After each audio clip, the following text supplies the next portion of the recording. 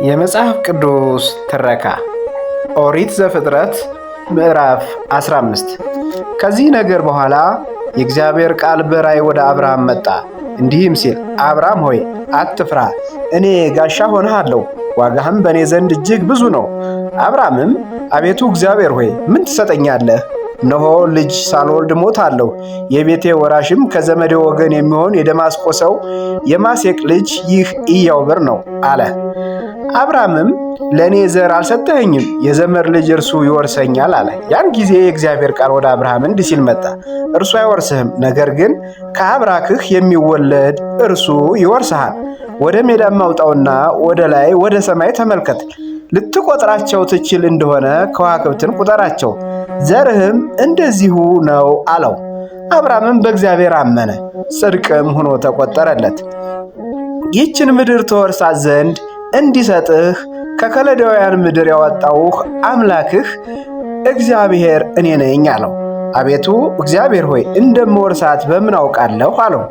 እርሱም አለው፣ የ3 ዓመት ላም፣ የ3 ዓመት ፍየል፣ የ3 ዓመት በግ፣ ዋኖስ፣ እርግብ አምጣና እኒህን ሁሉ አምጥተህ ከሁለት ከሁለት ቁረጣቸው፣ ወፎችን ግን አትቁረጣቸው። እንዲሁም እነዚሁን ሁሉ ወሰደለት፣ በየሁለት ከፈላቸው። የተከፈሉትንም በየወገኑ ትይዩ አደረጋቸው። ወፎችን ግን አልቆረጣቸውም።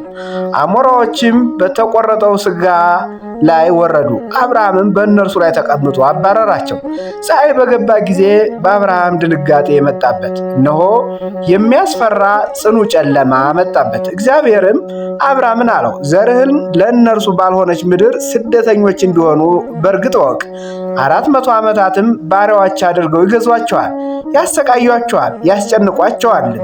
ደግሞም የሚያሰቃዩአቸውን እኔ እፈርድባቸዋለሁ። ከዚህ በኋላ ከብዙ ገንዘብ ጋር ወደዚህ ይወጣሉ። አንተ ግን ወደ አባቶችህ በሰላም ትሄዳለህ፣ በመልካም ሽምግልናም ትቀበራለህ። በአራተኛው ትውልድ ግን ወደዚህ ይመለሳሉ። እስከ ዛሬ ድረስ የአሞራውያን ኃጢአት አልተፈጸመምና። እንዲህም ሆነ፣ ፀሐይ በገባ ጊዜ ነበልባል መጣ፣ የእሳት መብራትና የሚጤስ ምድጃም መጣ። በዚያም በተከፈለው መካከል አለፈ።